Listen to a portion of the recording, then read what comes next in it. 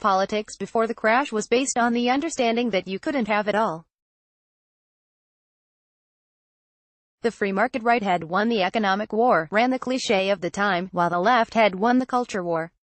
Center-left governments were intensely relaxed about people getting filthy rich, said Peter Mandelson, as long as they pay their taxes. Not only leftish politicians, however, but many on the center-right were not remotely relaxed about racism, sexism and homophobia.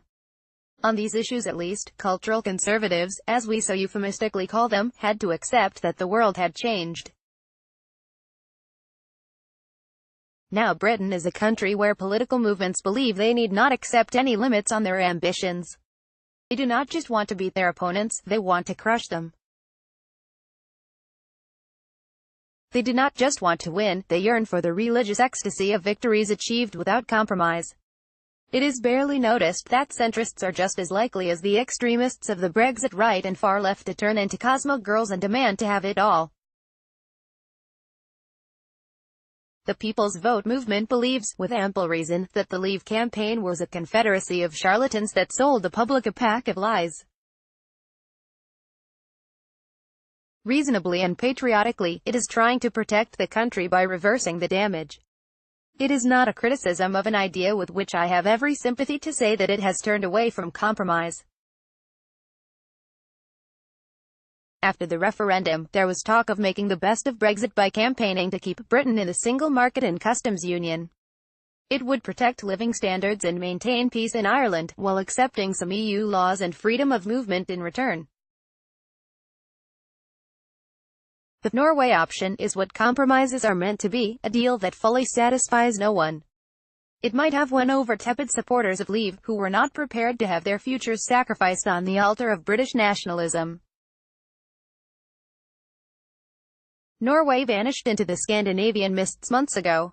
When journalists talk to anti-Brexit campaigners, they say the choice in a second referendum should be between May's deal with the EU, assuming she can escape from the Tories' make-believe world for long enough to cut one, crashing out with no deal and staying in. The barely concealed desire is that Remainers will win second time around without the need to make concessions to the 17 million who voted Leave. The barely understood danger is that a significant section of the electorate will revolt against what they see as a rigging of the system and vote accordingly. Only the imperiousness of a Tory right, whose ambition has left it unhinged, allows Remainers to dream of a rematch. You may not like to admit it, but Boris Johnson and Jacob Rees-Mogg are British liberalism's last best hopes. If their zealotry ensures nothing gets through the Commons, then the case for a second referendum goes from being the wishful thinking of the defeated to a plausible strategy. Self-interest should make the right compromise. Before 2016, Nigel Farage, Daniel Hannan and the rest of the Brexit gang were happy to accept that, in the words of Russia's favourite British oligarch, Aaron Banks, the Norway option looks the best for the UK.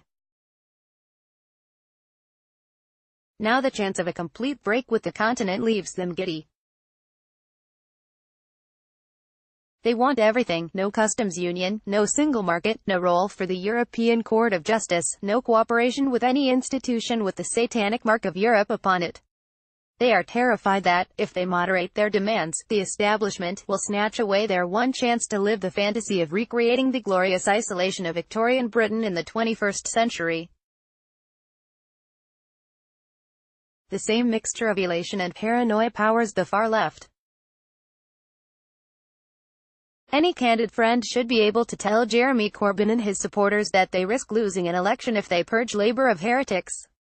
A McCarthyism of the left will drive away centrist voters, and all but compel dissidents to create a new party.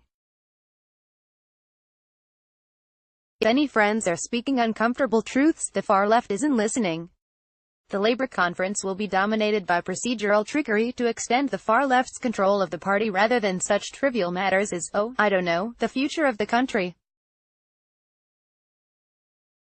Like the Brexiters, like Trump, like so many others who have triumphed when received wisdom said they would fail, Corbyn is high on the vanity unexpected success generates. For whosoever hath, to him shall be given, said St. Matthew. Whosoever hath not, from him shall be taken away even that he hath. He might have been describing modern Britain, where all sides believe the winner should take it all.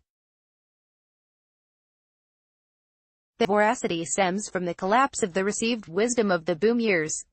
As it turned out, the free market right did not win the economic war. Commentators, who still condemn or praise neoliberalism, do not understand that it died a decade ago when governments had to provide fantastic sums to save the banking system. Globally, countries are moving towards protectionism and state capitalism.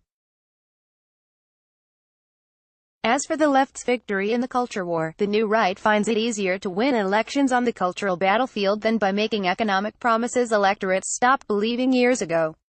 Meanwhile, the supposedly triumphant cultural left thought in its complacency it could ban rivals, rather than beat them in argument, and had no coherent response to the revival of nationalism and white backlash politics in Europe and the US. In these circumstances, everything can appear up for grabs: the economy, culture, sovereignty and national identity. With so much at stake, it is no wonder politicians and their acolytes are greedy. Let us hope they overreach themselves. Settlements reached by compromise may not satisfy absolutists, but they tend to last because all sides have a stake in them. Turn your opponents into enemies, humiliate and abuse them, and, when you slip, they will take their revenge. Nick Cohen is an Observer columnist.